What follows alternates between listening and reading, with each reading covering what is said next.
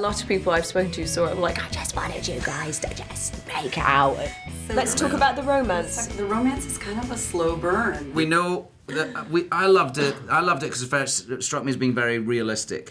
It's a love story in the real world, and it's complicated by the fact that my character Alfred's in a very unhappy marriage. Emily's character Harriet is in love with a new love with this soldier who's been sent off to the Middle East to fight and has gone missing in action, presumed dead. And through this mess, they fall in love with each other, and it's struck me as being very real, and very lovely. And it's quite anguish for both of them, you know, what they're going through, and yet they sort of find some comfort in each other, and it's a real friendship, it's a real love, you know, it's not lust, it's not that initially, it just is, it's a real love and I think a very real relationship. This one is called the Chetwode-Talbot Beauty. That's very nice. It's true.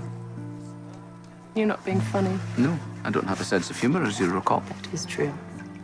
Do you think that makes it kind of a little steamier? I think it's quite very tantalising hot. because I think a lot of people I've spoken to sort of like, I just wanted you guys to just make out. And I had the same reaction. Yeah. Is that because you're so restrained? I think in this it's good. I friendship? think that's quite tantalising. I think that's really nice in a film, you know. It's quite old-fashioned in a way. Yeah, it's quite a and sense of formality They call each about other it. Mr. and Ms. Dr. Jones. Doctor. Sorry, not Mr. Doctor. I keep selling myself You're a doctor. Don't Get it in my head. diminish who you are. Exactly.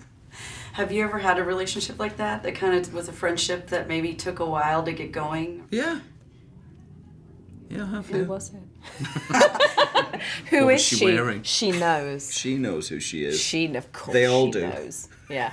So, taking from the book, how did you make this characters your own after you sort of read the source material and had to move on and make it something? You always have to make it your own in some way. It's your personal take on that part, and I think you try and empathise or understand that person as best you can, and you sort of wonder how they'd feel in your body, and how does she sit, how does she feel in you know, when I'm playing her. And I think it happens. I mean, I don't tend to have a sort of strategy for how I go about creating a part. I think you just do it. You can think about it and talk about it as much as you want, and then when the cameras are going, you just got to do it, and you have to just really understand this person. That's all I feel you can do. Really understand them, you know, feel for them. He's a bit old. He's older in the book than I am, and English, not Scottish. So I wanted him to be Scottish because I felt like it would be perfect.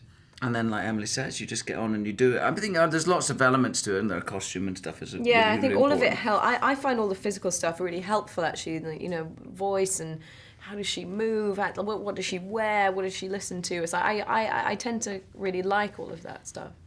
It's quite helpful.